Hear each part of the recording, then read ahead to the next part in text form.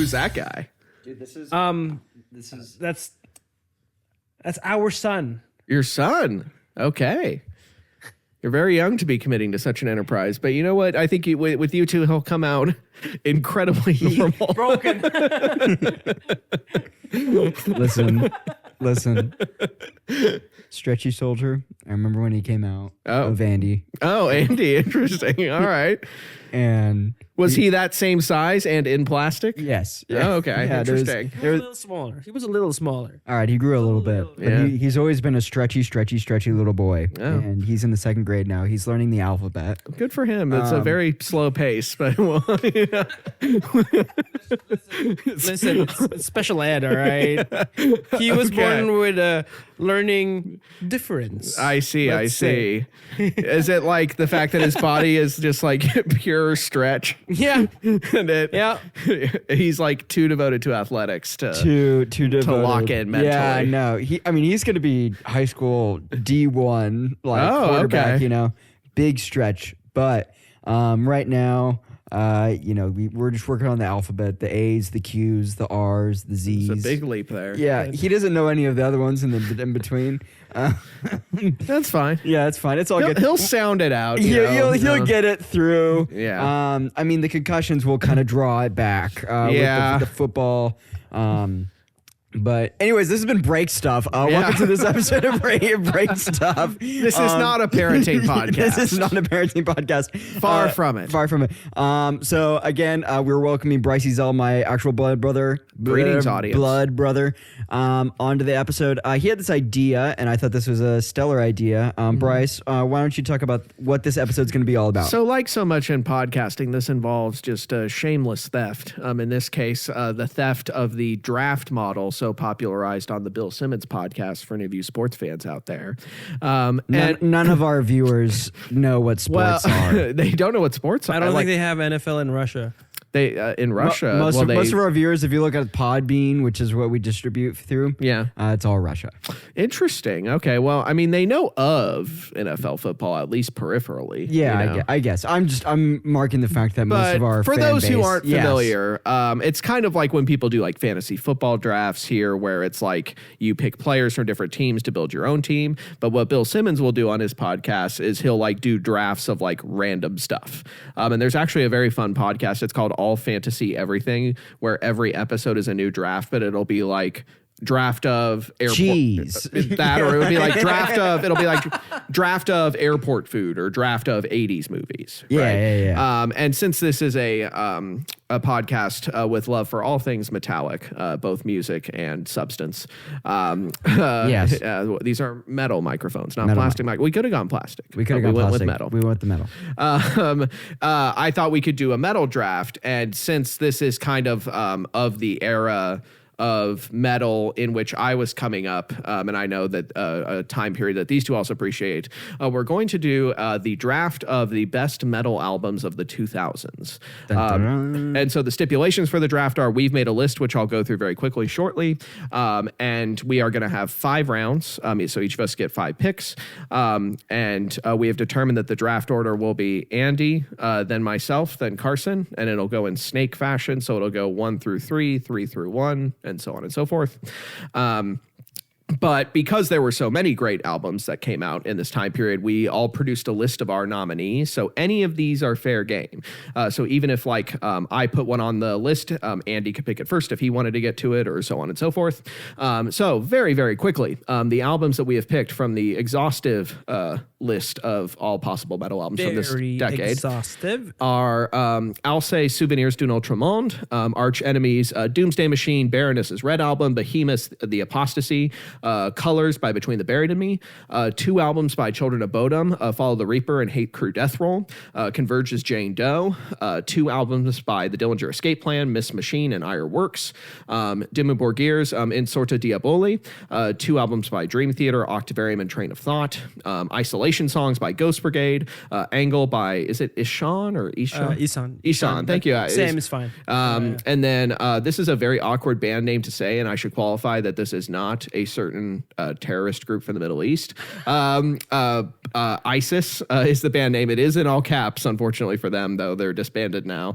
Panopticon, The Great Cold Distance by Catatonia, Hybrid Theory by Linkin Park, Obscene by Meshuggah, Crack the Sky by Mastodon, Necrophagus's Epitaph, Nevermore's The Godless Endeavor, 3 albums by Opeth, Blackwater Park, Ghost Reveries, and Watershed, 2 by Porcupine Tree, Fear of a Blank Planet, and In Absentia, Songs for the Deaf by Queens of the Stone Age, Station by Russian Circles, The War Within by Shadows Fall, Slipknot's Iowa, Sun's Black One, and for those metalheads out there, that's Sun. Yeah. But they are just Sun, as it turns out. Symphony X's 5, The New Mythology. Symphony X's The Odyssey. 2 by System of a Down, Mesmerize and Toxicity. 2 by Tool, 10,000 Days in Lateralis. And lastly, but certainly not leastly, Winter Sun's self-titled debut. So all of those are in consideration, and we'll just go through. And so the strategy with these drafts, and the reason why we made this list in advance, is you are picking your favorites, but you're also picking with the knowledge that, like, oh, that's a really popular one, and that might be gone by the time it gets to me, right? So there's a little bit of gamesmanship here, but I thought, as a metal appreciating podcast, that we could pay tribute to this defining decade for heavy metal. Absolutely. And Nimrod, would you mind just like writing down which ones we pick, just so we can keep? Oh, I was going to do that too. Oh, okay. If Bryce, you got it. Yeah, I've got it. I've already started. You're free, Nimrod. I'm officially, yes. I'm going to hand this over to Andy. The kind producer does not need to have anything else added to his slate. And so with that, we begin the official draft of the best metal albums of the 2000s. This is just, of course, our perspective on it. Leave your own suggestions in the comments, so long as they don't involve Avenged Sevenfold. Not a fan of them. My wife will not like that. She's a big fan. Well, they will not be avenged, I will say. In the case of this draft, because they're not being picked. But Andy, your first step. All right. So I'm going to choose differently than what you'd normally expect of me, because I got into metal in the 2000s. Okay. So the first pick for me is going to be Children of Bodom's Follow the Ripper. Okay. So I'm curious here, because they were a phenomenon, like a very chart successful for a metal band of that kind in that era. The one that for me was like the breakthrough that I remember hitting a lot of audiences was Hate Crew Death Roll. Yeah. Why the one that you picked instead? Because that's the album that's closest to the album that I got into the first time, which was Something Wild. Mm-hmm. And this one I got into before Hate Crew Death Roll anyway. Mm-hmm. So I think, it's a good starting point. So that's my first pick. It is an excellent pick. They are one of the bands that I felt like, despite my Avenged Sevenfold slander earlier, was helpful in keeping metal in the mainstream. Like Avenged Sevenfold, despite my own feelings about them, there are a few bands that this is not a decade. Like there was the rock revival in the early 2000s where the White Stripes, the Strokes, bands like that were kind of popularizing more classic rock inflected stuff. Right. But Children of Bodom, those fine folks from Finland, they're not a band anymore, right? If my memory serves. They broke up, and then Alexi died. Oh, so I did not know that news. How insensitive of you, Bryce. Well, I was about to say it's a very sad note to start on, but at the same time, this is all metal. It's all pretty bleak. Yeah, it's pretty bleak. And with that, then I'm going to move into my pick, and I don't think this is the most significant. In terms of what it represents for the band, it's not their most significant work. I don't know if it's my favorite work of theirs, but because we have 3 albums by them on here, I know that they're going to be a popular choice. So I'm being strategic and going with this first. I'm going to select Ghost Reveries by Ghost Reveries by Opeth. Yes. This is, I don't think as significant an album as Blackwater Park. And oddly, more and more over time, I think Watershed might be my favorite of theirs. I'm not totally sure, but I really like that album. But I think if I have to pick a favorite song, which is very hard to do, even more than picking a favorite album, if I were to at any point in time say Ghost of Perdition, I would never feel like I was selling other things short. That is an incredible song. I feel like that, again, I'm not as a big Opeth guy as either of you, but I feel like that best encapsulates them when I hear that song. Like I could be wrong, correct me, but yeah, and I have a good story with that one too. So I got the good fortune of seeing them at Radio City Music Hall in 2016, and this was the year my wife and I were first dating. And I was going to New York where she was living, and I was like really wanting to see the show, but I was only there for a weekend, so I was like, I'm going to see the show. I want to ask you to go because I don't want you to think that I'm like trying to avoid spending time with you. But at the same time, I know you're not going to like love this music, but it's like a really important band to me. And she was like, I'll go with you. And then like the day before the concert, she got this idea, and she knows very little about metal. She was like, I'll go, but you have to let me go in black lipstick. And I was like, okay, that's not like Opeth. It's going to be like bearded dudes in their 40s, which indeed it was. But we went to a Planet Halloween right before the show, and she wore black makeup and all black. And it was really funny because it was the Sorceress tour, but it was a night of damnation and deliverance. So it was like a mixed set with the Sorceress stuff. And then they did like half of damnation and half of deliverance at the end of the show. That's an awesome show. I would have loved to be there. Incredible show. Watch the Sorceress was a great album in the No Growls era anyways. It was my favorite album from that era. But, great record. And so the show opens with Sorceress, the title track. Yeah. And like Lindsay's like kind of following along with it. She kind of gets it, and it's not screaming, right? So I don't think that I think that maybe she's getting a different idea than what might actually come. Yeah. And so Sorceress ends does that great outro, super melodic with the keyboard and the guitar and all that stuff. And then that ends, the stage goes dark, and then you just hear the dun, dun, you know what's coming. Yeah. And like I look over at Lindsay, and I'm just like, oh, she has no idea what's about to happen. And then sure enough, it's like, cool stuff. And then like she literally like leans back in her seat. It was so good. And what was really funny about that show is because of the damnation and deliverance stuff, there were like long clean passages, and at times Lindsay like fell asleep, but then it would be like deliverance and she would be kicked back up again. So it's a very jarring experience for her. But yeah, I think that like that song alone, Ghost of Perdition, is just like such an encapsulation of what Opeth does so well. And to me, though I have always loved their music, I've ridden with them through all their kind of changes. To me, this was their decade. And when I think about what they achieved on this record, it would be this. Just to add to your thing on Ghost of Perdition, if you want to know if I'm really dead, you play the intro of Ghost of Perdition. If I don't sing Ghost of Perdition, that first line, I'm dead. Okay. Yeah. Good to know. Future police officers in the case of the murder. Revive. Yes. This is how you revive Andy. All right, Carson, you have two picks in a row. I have two picks in a row. All right.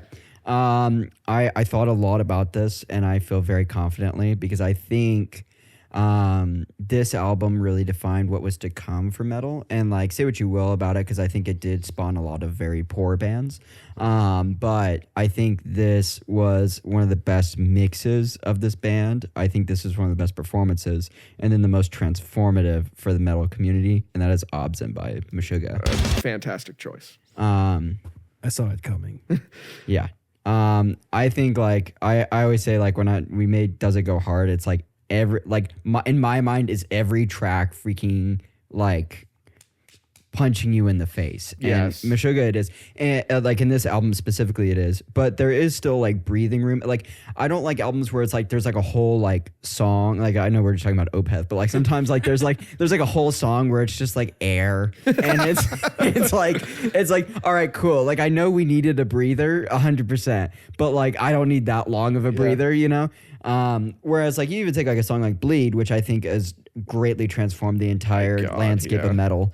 Truly good. You know, they still have that random like guitar, just like doom, doom, doom, doom. You know, so I think like just cover to cover that song. Like I think there's only one song, and I couldn't even name it to you that I was like I would really like sleep on. Really, I think it's like really phenomenal cover to cover, and I think it's a really important album. And to your point about the sort of the imitators, the gent heads. Yeah, because that's what I was kind of alluding to. And I think the key test with anything like that, where it's like, and like when you think of any great artist, like the Beatles have that, right? Yeah. There are tons of people trying to be like them. And I think the test is like, there will be a time where it's like, oh my God, I'm so sick of this. Why did this person have to make this music? Because now all we have are these like copycats. But the question is like, when you go back to the well how does it hit? And that album, and I mean the what is it? Catch 33, I think is in this decade as well. And they did some really interesting experimental stuff, but in terms of like the thing that makes Meshuggah, undoubtedly. Yeah. So I feel like that best encapsulates, like, especially when I think about 2000s metal, that album really hammer on the head for sure. Yep. So that is my pick. So now we're into round 2 where Carson leads off. Right, lead off. I wanted to take this one. I don't think anyone.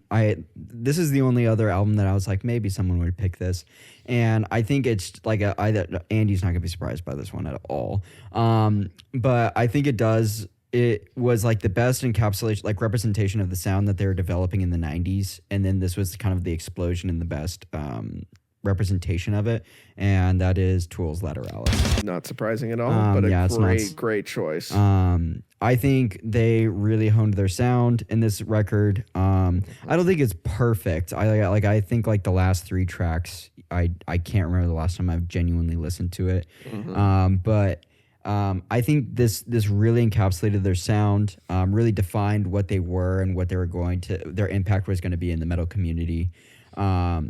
And because like what is it, Anima, which came out in 96, was also like I think a really watershed moment for them. I think this was just like taking what they did in 96 and then really refining it.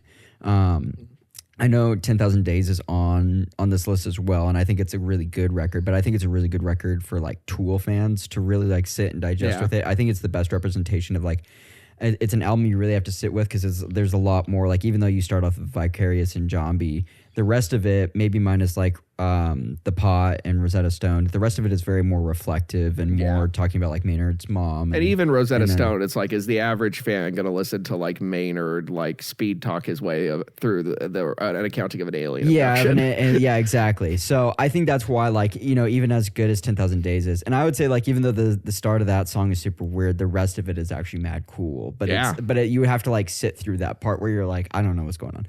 But I think that record really honed their sound, and I think it's just the best representation of them, and obviously inspired a lot of bands. It's undoubtedly the record where like the sound that we think of as the Tool sound crystallizes. Exactly. And that's the melding of the sort of post-grunge stuff on the first 2 records, marrying it with the progressive rock influences, especially Floyd and Crimson, who are very evident in that record. And if you are interested in rhythm playing at all, that record is foundational.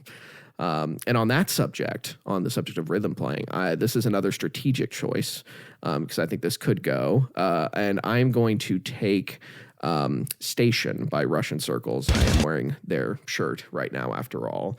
This wouldn't be in my like top 5, I think, if I was like just strictly ranking them in this way. But Carson, I know, is an appreciator of what Dave Turnkrantz, the drummer, does on this record. It's like their most clean sounding, I would say, when you think of like how it's produced and the guitar tones and stuff.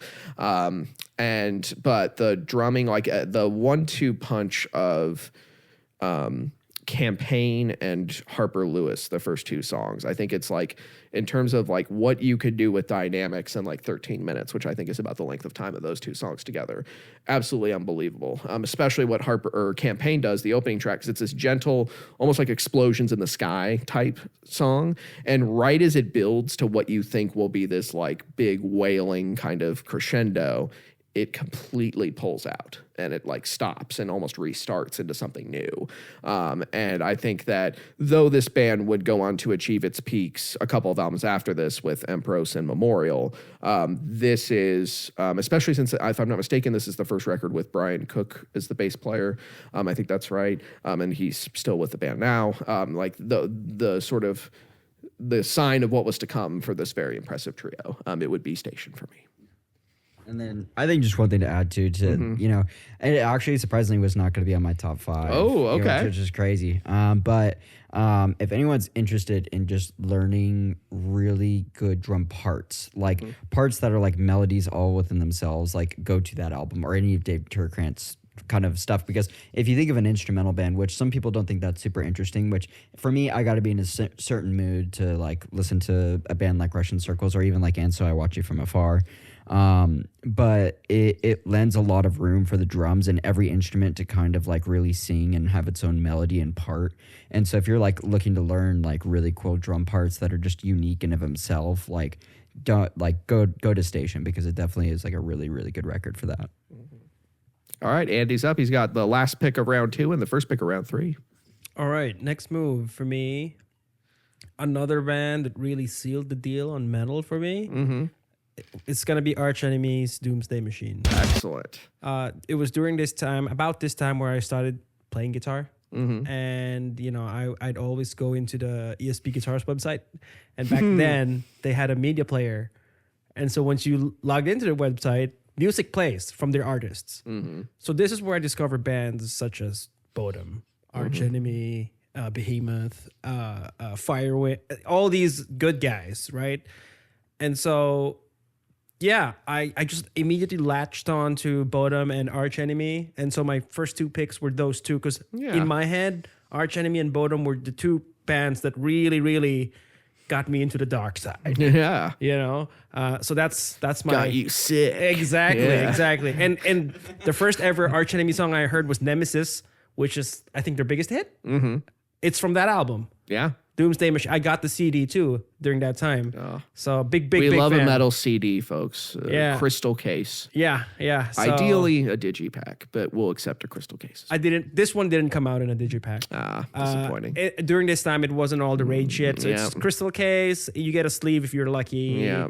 And then you get a picture of the band and they're all standing separately on a hill. Exactly. Yeah.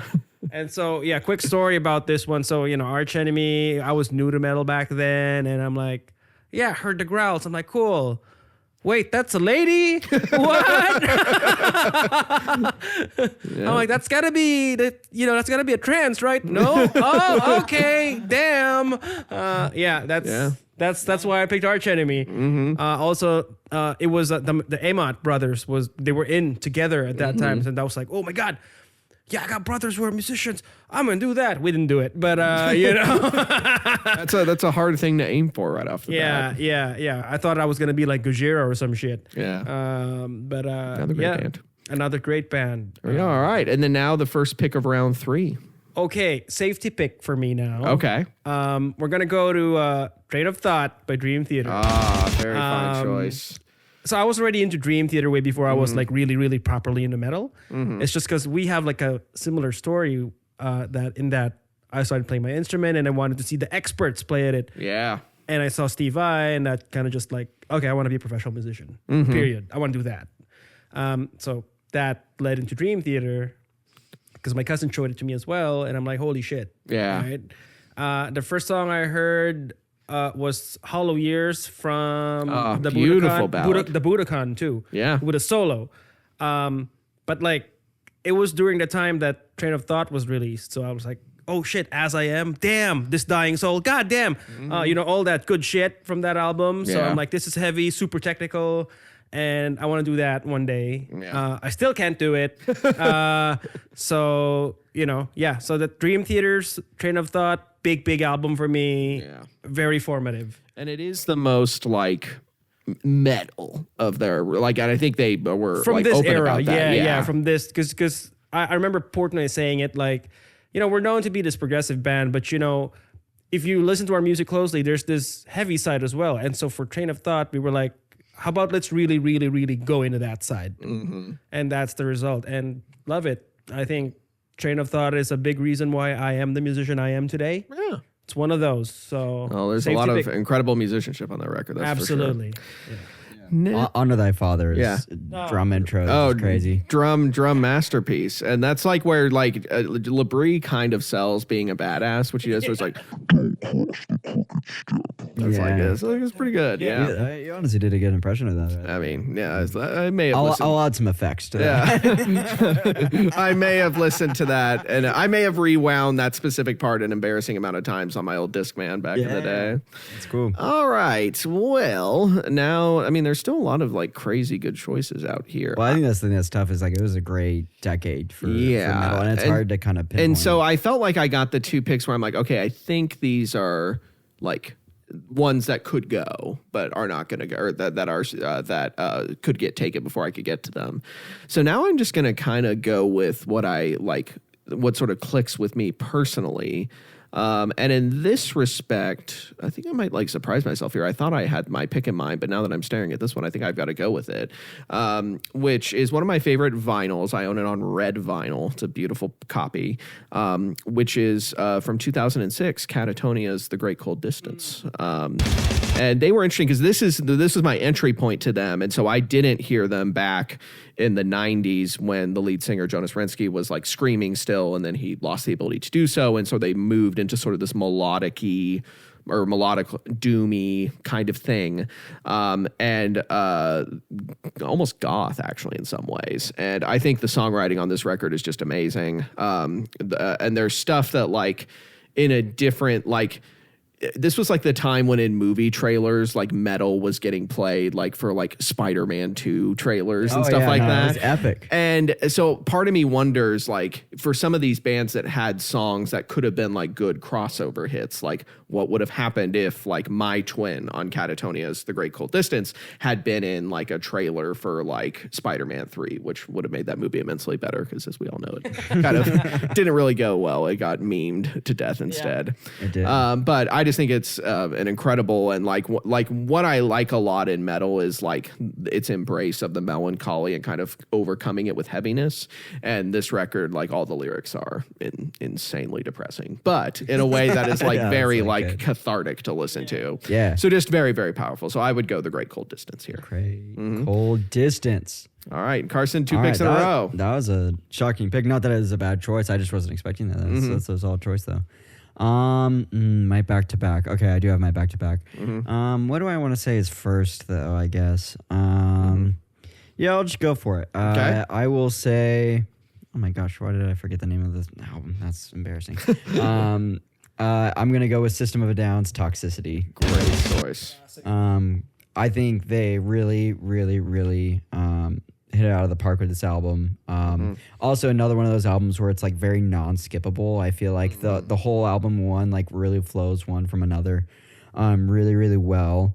The only reason I didn't pick Mesmerize, because I did want to have System in there, because I think that was like I was watching some live videos of them recently, and there really wasn't much, and I still don't really feel like there is many bands like them, and I think they're totally original.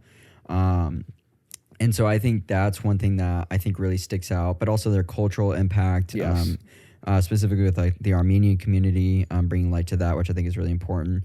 But also too, just the music's really phenomenal. All being produced by Rick Rubin is really, really good. I feel like they really found this sound and found the best version of it, and like Toxicity I think is the best display of it. I think Mesmerize and Hypnotize has really good songs on there. Like I know BYOB is still the most selling or most sold song for them, but I think Toxicity is like the best representation of them, and I think it's just a very unskippable album. And what's interesting to your point about their uniqueness is if we made this list and we had people listen to it with no context, and we were like, which one of these do you think was popular with the most audiences?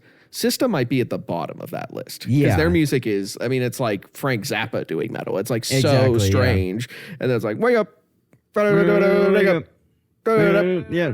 Yeah. And like, so like, and I mean, there's like quirks to it that obviously now we know and love, and it is a great record, but it's like, there's so many bands that like here would kill to have like half the sales System had with those mid 2000s records. But for whatever reason, they just clicked at the right time, and thank God they did. Yeah, no, absolutely. And I still firmly believe John Dolmayan is one of the most underrated drummers on planet Earth. He really kills it. The things he does.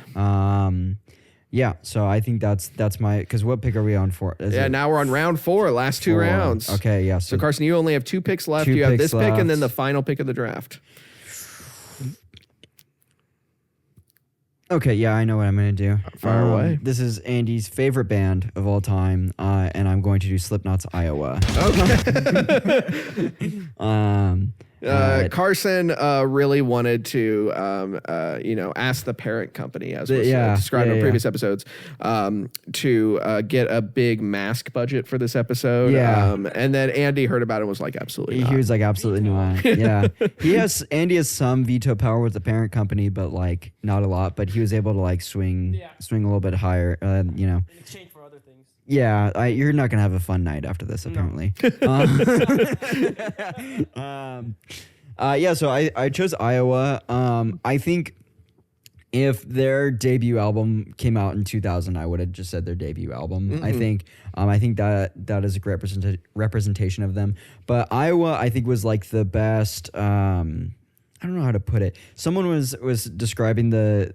I'm going to talk about the drums for a minute, but the drums like get more simple as the albums progress a little bit, especially specifically in the 2000s. And I think a lot of that has to do with Rick Rubin, because Rick Rubin Rick worked on Volume 3, the subliminal verses, which Corey Taylor infamously says, "I will never pay for Rick Rubin ever again. He just sat there and ate pea soup." Not a bad life. But they also wrote Before I Forget. Anyways, on that record. But I feel like it was like the best like marriage between like, because I would say like Slipknot songs like in the later 2000s are a little bit more simple, more anthem-y, which are good. I love those songs. But Iowa was still kind of like that raw, crazy drum like delivery that Joey Jordison was giving. And Eloy and gosh dang it, why do I always forget? That's Jay Weinberg. Thank you. Andy knows more about drummers than I do. Jay and Eloy are doing really, really good stuff. This is no diss to them or anything like that. But like the rest of the duration of the Joey period, it felt like the songs got like simpler, like drum wise. And I feel like Iowa was kind of like that last like little like, oh, here's like him just going off. And then the rest kind of seemed like he did some really cool stuff in the later 2000s, but was a lot more simpler, stripped back. So I feel like this is a really good representation. I still think this has one of my favorite Slipknot songs, which is Metabolic, and I think it gets slept on a lot. I don't hear a lot of people talk about it, but it is super heavy. But just the whole album track to track is really phenomenal, and it kind of checks off that box for me. That's just like this album, every single track punches you in the face. Nice. All right. Well, now I am with my second to last pick. And this is not a band I think of as like principally a metal band, or like if I'm like, I want my like metal itch scratched. That's not my first source. But this is the best expression of them working with metal as a genre. They are one of the like foundational bands for me. I'm going to go with Porcupine Tree's Fear of a Blank Planet from 2007. Excellent. And though I think there is a bit of old man yelling at cloud vibes to the lyrics of the album, one thing I will say as someone who teaches high schoolers, Carson and I saw the closure continuation tour of Porcupine Tree, which was excellent. And they played the title track, which I've liked, but it was never like top 3 on that album of 6 songs for me. But that hit differently. And it was both just the musicianship, but like, though I think there is a bit of like, oh, my Xbox, I'm addicted to it. And it's like, okay, Stephen Wilson, you're 40 years old writing about this. A very out of touch kind of move for you. What I think musically it does is it's like the great kind of melancholy heaviness that they unlock in their best moments that is really strong on this album. You have the great 17-minute Anesthetize, which is kind of one of their signature masterpieces and has that super heavy section in the middle called The Pills I'm Taking, which goes very hard indeed. But when I think of the stuff that is like most meaningful, like I think My Ashes is my favorite Porcupine Tree song, which is kind of an odd choice. It's like a ballad that sort of sets up the giant heavy set piece with an Alex Lifeson solo of all things. But though they are a band, like I said, that I think of more as they're a rock band, and they have like a psychedelic expression, they have a heavy expression, they have like a classic prog expression, which is what I felt like Closure Continuation was back in 2022. When I think of what they built, starting with an Absentia, then Dead Wing, and then this kind of is the apotheosis, which I just got the deluxe edition, the big coffee table book version of it, that my music writing friend Steve Humphreys wrote the essay for that accompanies the piece, which is really great. And the documentary that's included with it, pretty much all the band members say that's like kind of the defining moment for them, and I think they're right. And funny story, I literally got the deluxe version for you for your birthday, and then you're like, I already got it for myself. So then I ended up just getting a deluxe version for myself. Yeah. Anyways. I was genuinely gonna ask you today if I could just borrow it for a bit. I just wanna digest all of it. It's so good. Because this might be my favorite Porcupine Tree album, to be honest. And Anesthetize, you and I have like a special connection to that song. Yeah. Steven Wilson tuned to C. Yeah. So epic. I mean, I bought a guitar for that song. Yeah. For him. Oh my gosh. Yeah, I've told this story on the show before. I'm not going to tell the whole story, but literally for one of my juries, we did anesthetize, and then the professor cut us off right when the pills I'm taking comes in. and he was like, A. And I want to murder you and your family. But leading up to it, I was like, Andy, do you want to do this? You know, like I was like, I'll take you out to dinner. Like I obviously can't just like pay you a lot of money, but like, do you want to do this? And he was like, oh yeah, for sure. And we were in one of our business classes, and he's like looking at guitars as he always does. Yes. And then he's like scrolling through, and he's like, I'm gonna get this one for your thing. And I was like, no, don't buy a guitar for my jury. And he's like, no, I was gonna do it anyway. And I was like, no, I feel like you're buying this for this. Yeah. And he was like, I kind of am. And I'm like, don't do that. And he's like, but Carson, I want it. And then he bought the Strandberg. The heart wants what the heart wants. And I mean, I'll say like that, even though the opening like 6 minutes is not as thudding and intense as that, there's still some like fairly difficult drum stuff in that first part. Oh. No, I would actually disagree. It's not that hard. Oh, really? Yeah. That one part. Okay, yeah. So the fill going into that closes it out to go to the pills I'm taking is hard. The only reason it looks difficult is just because he's using like 20 toms to do it. Oh, I see. But really, like once you understand the melodic shape of the tom groove he's doing, it's not that crazy. Oh, okay. Well, yeah. All right, Andy with his final 2 picks. Okay, I'm gonna start out with. I'm gonna go with Opeth, Watershed. Great choice. Because I was tempted to pick Opeth twice, but I restrained myself. Yeah, I was gonna get Ghost Reveries first because I think The Grand Conjuration was the first ever Opeth song I've ever listened to, ever. Ooh. But that's fine. I love Ghost Reveries, and I also love Watershed. I saw Opeth live for the first time in 2009. So on this tour. It was this tour. And so very special memories for me. And I think to this day, I only know of 2, correct me if I'm wrong, I only know of 2 Opeth songs that have no clean vocals. One of them is in this album, Heir Apparent. That's right, yeah. The other one is Blackwater Park. That's right, yeah. And I can't think of any other that has, they don't have. Solely, I feel like maybe nothing on like Orchid does. No. Or they do have clean vocals. Huh. That's a good thought. I mean, that's what I always like about Opeth is that dynamic. There's so maybe There's 2. There you go. But yeah, Heir Apparent is like one Wreath? of the.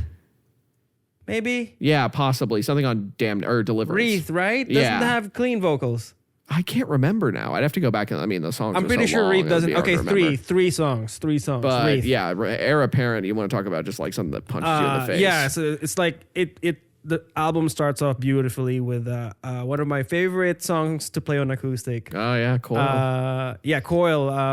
With the Natalie Lorix as a guest vocalist, who was the partner of ex-drummer Martin Axelrod. That's right.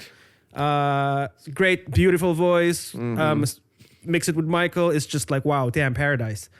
And then it sets up this like, bam, tritone chord like right away, which Nimrod and I played the solo for. If you check out our Instagram profiles, we harmonized it because we're fancy. Love that album. That song. Next is The Lotus Eater. I love the intro. Yeah. And then when it turns into a fusion jazz song. Yeah, at the in the middle. And I just remembered somebody on YouTube made a video for that, like Super Mario. Oh yeah. Did you? I don't know if you saw that. I didn't, but that makes total sense given the vibe of that particular part. Yeah. And then what was it? Burden. Yeah. Burden's great. Great ballad. Hexomega's great. Yeah. But I think the standout for me was the Lotus Eater. Oh, great song. Just because that blast beat. Yep. I think that was one of the first times I've heard a blast beat on an Opeth song. And the lyric "liquid is in your throat." Hopeless delight. It's not a great sentiment to hear. It's like I don't like to know that liquid is in my throat. So that's a classic. I bought it twice. I don't. That is a record to buy twice. The jewel case and the digipack. Digipacks. I bought it twice. This that's podcast how good it was. stands behind Digipacks. Yeah, that's how good it was. That's my fourth round pick. And is now your Watershed. last pick. Last pick. This is not gonna be a surprise for you or you. It's Symphony X. Okay. 5, the new Mythology Suite. All right. Michael Romeo is such a huge influence on me. What a metal name too. Yeah, That Michael guy- Romeo, right? Yep. It's either metal or stripper. Or theater actor. That's true. Or mob guy. Yeah, that's like guy in like a straight to DVD version of The Godfather. Yeah. You're gonna get whacked. See, your guitar's gonna get whacked. Which if he was a hitman, he'd be a guitar hitman. Because man, this guy has chops for years. Anyway, yeah, this is a concept album. A lot of songs that brought me into Symphony X fandom came from here. Man, this is how good this album is to me. I don't know much of the track names because for me it's one whole song. Yeah, that's a great test of an album. Yeah, no question. You tell me a track name, I'm like I don't know. Which part? Oh yeah, I know that part. Yeah. Yep. Big fan of Symphony X, and I think the singer Russell Allen, he's one of those guys that as he grows older, his voice just gets better. And not always the case for metal bands. Not always, especially metal, right? Just Yep. like it's rough and tumble. But I've always told Dimrod this: if I wanted anybody to replace James LaBrie, it would be this guy. Oh, not a bad choice. It would be honestly. this guy, man. So yeah, I got my 5, man. Nice. That is 5. Ending with fifth choice. Ending with 5. apropos. I gotta say also metal singer that aged well, like vocally, is also Andy's favorite band, Metallica. James like I'm not lying to you. Like he actually has gotten like a billion times better. I like, thought as he time's sounded. I passed. saw him at Austin City Limits. Listen, I agree with you. All right. Yeah. Papa James, vocally, chef's kiss. Yeah, no, I saw them at Austin City Limits 2018. They sounded great. And I was going back and forth between seeing Justice on one stage and then on the other. And that was like when Justice was trying to sound like a classic rock band. So it like totally worked. Sick. All right. So this one is impossible for me, but here's what I'm going to do. I'm going to pick the one here that I think of the options I still have left that I feel strongly about that is to me most interesting in terms of like what it shows that metal can do. So I have to apologize to Souvenirs d'un Autre Monde by Alcé, which spawned the kind of black gaze style that Death Heaven would later go on to really take off and run away with. I'm going to apologize to the Red Album by Baroness, which is one of the great American metal records. I'm going to apologize to Jane Doe by Converge, which is just a masterpiece hardcore album. And I'm going to also apologize to Ire Works by the Dillinger Escape Plan, which was close to my pick here. Instead, I'm going to go with Black One by Sun. And I ultimately went this way because I never thought I would like drone music. That just doesn't seem like something I would sit and listen to for a long time. But I was so captivated by what Sun did with the metal aesthetic of that particularly, and famously on this album, which has a final track in which a guy is recorded in a coffin, locked, and he's screaming, "Get me out here," banging on the roof of the coffin with a microphone inside. Is kind of the lore of the album. But just incredible like textures, and it's horrifying to listen to, just like absolutely nightmarish. But in terms of like going into like the darkest recesses of what metal can be, that, and then the fact that I saw Sun play at the Roseland Ballroom, or sorry, the Roseland Theater. I forget which one it is. No, that's the Crystal Ballroom in Portland, Oregon. I think that's the theater. Yeah, Roseland Theater. Ballroom is in NYC. Well, there also is I was mixing up with the Crystal Ballroom, which is an excellent venue in Portland. But the Roseland in Portland had this weird. It was a Southern Lord kind of mix night because they had 4 different acts on the Southern Lord label, which is Sun's label, and then Sun played. And I knew about the look of their shows, right? They come out in the grim robes. They have these stacks of Marshall amps and then a fog and all this stuff. But being there in like a small room full of weird metal people, like doing that was unlike anything I've ever seen. And I just remember that like 3rd act ended and Sun was going to be the last act. And suddenly the fog started filling this space. And we could sort of see robed figures moving in, but we couldn't quite like know when it was going to happen. And then we just heard that like long deep noise, and then at one point the smoke cleared on the middle of the stage, and I'm not sure who it was, but there was Stephen O'Malley and Greg Anderson were standing in front of the amps with their guitars, and there was one dude in the middle with what must have been like a synthesizer, like an analog synth, and he was just holding out his arms like this. Absolutely freaky. And it felt like my body was being liquefied, but like in a good way. It was like just like spiritual, like my insides were becoming a slurry, but it was like a religious experience. It sounds like one of my experiences. Do you know the band Batushka? No. It's ow. Sorry. Oh God, I'm gonna slam your Parent company's not gonna be happy. So Batushka is, do you know the Orthodox Christian religion? Oh, of course, yes. It's that, but black metal. Oh, interesting. That so is not I a saw thing them I would thought ever mix. In France. Man. Just the show, the production itself is just above and beyond, mere mortal, even black metal bands, because they're all dressed in like Orthodox robes. Oh, okay. You can't see any of their faces. There's religious iconography, the icons. Yeah. Behind it's dressed like they're dressed like the stage is dressed. They are dressed like as if they were in Orthodox church. That is in a cool. service. And then before they started playing their shit, the singer was just like chanting in Greek, I think, and then reading from a book. This is incredibly good. And it's like this is. red light and mist. And I'm like, oh my God, I am gonna get sacrificed right now to something I don't understand. No, but I no. fucking paid for this. So please sacrifice me. No, Orthodox just means you're gonna have like 15 kids. You're not gonna get sacrificed. That's. Oh, I wanted to be sacrificed. Oh, I mean, I'm not gonna tell you to not be sacrificed. I'm just saying that's not really the Orthodox thing. Andy would rather be sacrificed than to have children. Door number 1, sacrifice. Door number 2, 15 kids. Sacrifice. Hello, my friend. Meet my sack of rice. Creed sadly did not make the list. I know many of you are asking that. There's going to be so many angry comments and letters to the parent company. The Russians are the parent company. But so and then the guitarist whipped out an 8-string, and I'm like, oh shit, I'm gonna get crushed right now. Yeah, and I did get crushed. I'm gonna check this band out. All right, Carson, final pick in the draft. Close us out. Final pick in the draft. Let's see. Oh, also apologies to Between the Buried and Me's Colors, a great record. Yes. Our bassist, Anthony, would hate all of us for not picking that. He'd be livid. Very livid. We love you, T-Rock.